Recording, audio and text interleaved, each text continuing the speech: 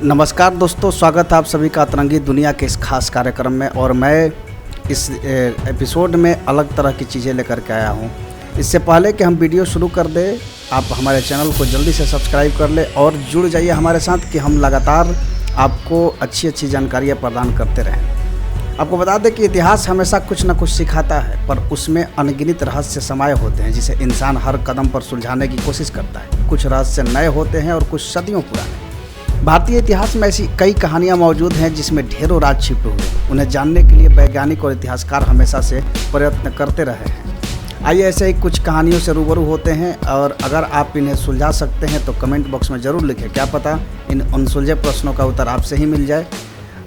सबसे पहले हम बात करेंगे गुमनाम सिंधु घाटी सभ्यता की। सिंधु घाटी सभ्यता भारत की सबसे प्राचीन संस्कृति है। मिस्र यानी इजिप्शियन और मेसोपोटामिया सभ्यता से भी सिंधु घाटी सभ्यता बहुत पुरानी, बड़ी, रहस्यमय और अनेक अनसुलझे सवालों से भरी पड़ी है। जिन लोगों ने इस सभ्यता के शुरुआत के बारे में पुख्ता सबूत अभी तक नहीं मिले। इतना ही नहीं, उनके द्वारा इस्तेमाल किए गए 4000 साल पुराने सिंधु चित्रमय लिपि को भी आज तो कोई समझ नहीं पाया।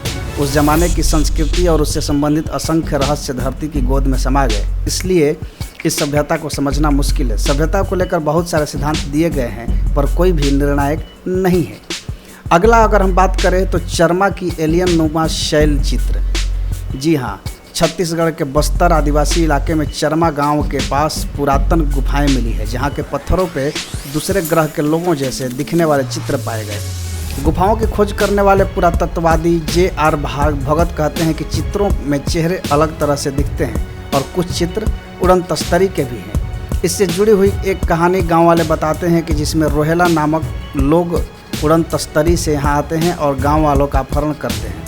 छत्तीसगढ़ पुरातत्व विभाग ने भारतीय अंतरिक्ष अनुसंधान संगठन और अमेरिका के अंतरिक्ष एजेंसी नासा को इस मुहिम में मदद करने की मांग की है। अगर तीसरे नंबर पर हम बात करें तो बिहार की सोन भंडार की गुफाएं। जी हाँ, बिहार की सोन भंडार गुफाएं एक बड़े पत्थर से बनाई हुई है और कहा जाता है कि ये गुफाएं मगध राजा बिंबिसार के ज़माने की है। लोगों का मानना है कि बिंबिसार राजा अपने खजाने को छुपाने के लिए इन गुफाओं का इस्तेमाल करता था। सोन भंडार का मतलब है सोने का खजाना। जब बिंबिसार को उसके पुत्र अजातशत्रु ने कारागार में डाल दिया, तब उसके आदेश से उसकी बीवी ने राज्य का खजाना इन गुफाओं में छुपाया था। यहाँ पर मिली हुई शंखलिपि में लिखित शिलालेख है, जिससे शायद इस खजाने तक पहुँचने की चाबी मौजूद है। अंग्रेज़ों ने खजाने को हासिल करने के लिए दरवाज़ों पर तोप के गोले बरसाए थे, जिनके निशान आज भी देखने को मिलते हैं, पर उन्हें कुछ भी नहीं मिला। चौथे नंबर पर अगर हम बात करें तो 9 परिचित व्यक्ति। ये 9 अपरिचित व्यक्ति कौन है? तो भारत में 9 अपरिचित व्यक्ति दुनिया भर के सबसे बड़े रहस्यों में से एक माने जाते हैं। जानकारों का मानना है ईस्वी सन पूर्व 273 में जब कलिंगा का युद्ध हुआ था, जिसमें 10 लाख लोगों की जानें गई थी, उसके बाद सम्राट अशोक ने इन 9 व्यक्तियों का गुट बनाया था। 9 में से हर एक व्यक्ति को एक विषय पर बहुत सारा ज्ञान था, जिसमें पर्यटन, विज्ञान और युद्ध कौशल जैसे विषय शामिल थे। उन सभी 9 लोगों के बारे में पूरी जानकारी नहीं है, पर ऐसा मानना है कि आज भी उनके वंशज मौजूद हैं। 5वां नंबर पर है मीर ओसाम अली का खजाना। जी हाँ, हैदराबाद के असफ जाह शासन के 7वें और आखिरी निजाम मीर ओसाम अली खान अपने गहनों और खजानों के संग्रह के लिए प्रसिद्ध थे। सन 1937 में टाइम मैगजीन ने उन्हें दुनिया के सबसे अमीर आदमी का सम्मान दिया। उनके द्वारा संग्रहित की गई सभी गहनों और खजानों को उनके मृत्यु के बाद भी कोई ढूंढ नहीं पाया था। लोगों का कहना है कि सारा खजाना हैदराबाद की कोठी पैलेस में छुपा है, जहाँ निजाम रहते थे। 6वां नंबर पर मौजूद है लामा तेंजिन की 500 साल पुरानी मम्मी। जी हाँ, हिमालय के स्पीति के पास घुइन नामक एक छोटा सा कस्बा है, जहाँ पुराने ज़माने में प्रचलित खुद की मम्मी बनाने की संस्कृति देखने को मिलती है। यहाँ पर एक छोटे से कमरे में 500 साल की मम्मी रखी गई है, जिसे कांच में संरक्षित किया गया है। 15वीं शताब्दी के महंत सांगा तेंजिन की ये मम्मी है, जिसकी त्वचा और सर के बाल आज भी साबुत हैं। ये मम्मी सबसे पहली प्राकृतिक मम्मी है। 7वां नंबर पर अगर हम बात करें तो आता है जयगढ़ किले का शाही खजाना। जी हाँ, जयगढ़ का जयवान किला दुनिया के सबसे बड़े पहियों वाली तोप के लिए प्रसिद्ध है, तो साथ साथ साजिश और खजानों की कहानियों के लिए भी प्रसिद्ध है। ऐसा कहा जाता है कि अफ़गानिस्तान की जंग जीतने के बाद अकबर के रक्षा मंत्री मान सिंह ने युद्ध में जीता हुआ खजाना इसी किले में छुपा रखा था। सन 1977 में तत्कालीन प्रधानमंत्री इंदिरा गांधी ने किले में खजाना और पानी की टंकियां ढूंढने के लिए एक मुहिम चलाई, पर उसमें कुछ भी नहीं पाया गया। इस मुहिम की पूरी कहानी महारानी गायत्री देवी द्वारा लिखित गई अ प्रिंसेस रिमेंबर्स नामक किताब में पढ़ने को मिलता है। 8वां नंबर पर है नाना साहेब का लापता होना। जी, नाना साहेब 1857 के विद्रोह के नेता थे जिन्होंने ब्रिटिश शासन को ललकारा था। विद्रोह के बाद नाना साहेब अचानक एक दिन गायब हो गए। इतिहास में किसी को पता नहीं है कि उनके द्वारा लूटा हुआ खजाना कहाँ है। कहानी ये भी है कि वो खजाने के साथ नेपाल चले गए और ब्रिटिशों के हाथ नहीं लगे। ब्रिटिश काल से नाना साहेब और उनका खजाना एक रहस्यमय बना हुआ है। 9वां नंबर पर है कुलधरा, भूतों की पीड़ित गाँव।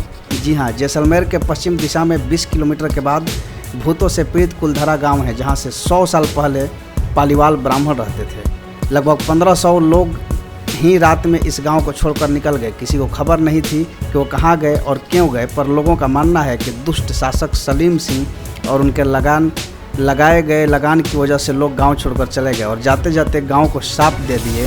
तो उस घटना के बाद जिसने भी गाँव में रहने का निश्चय किया उसकी मौत हो गई। इसी वजह से ये गाँव आज तक नहीं बसा।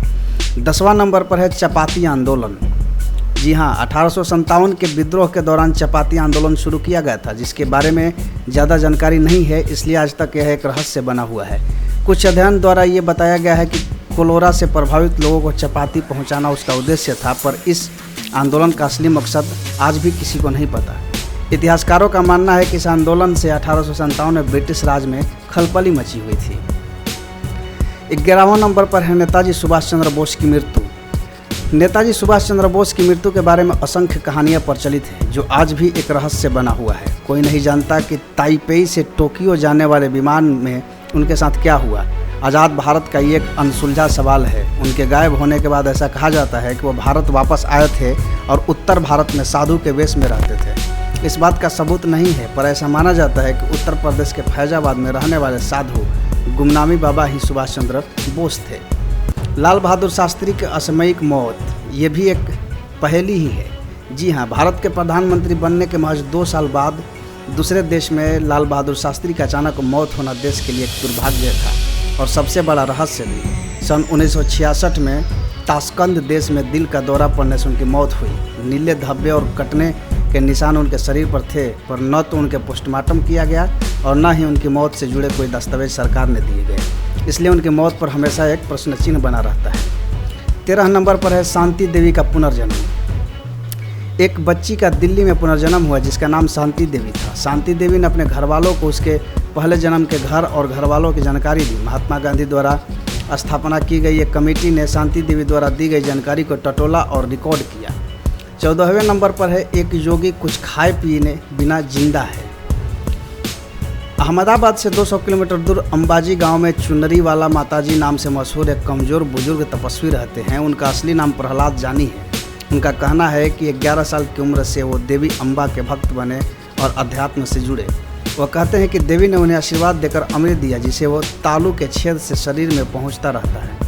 सन 2003 में 21 लोगों की मेडिकल रिसर्च टीम ने इस जोगी पर वीडियो द्वारा नज़र रखी, पर कुछ निष्कर्ष ही नहीं निकला। जोगी का कहना है कि सन 1940 से वे कुछ भी खाए पिए बगैर जी रहे हैं। तो ये भारत के कुछ ऐसे अनसुलझे पहलू हैं जिनको सुलझा पाना वैज्ञानिक के लिए भी आसान नहीं है।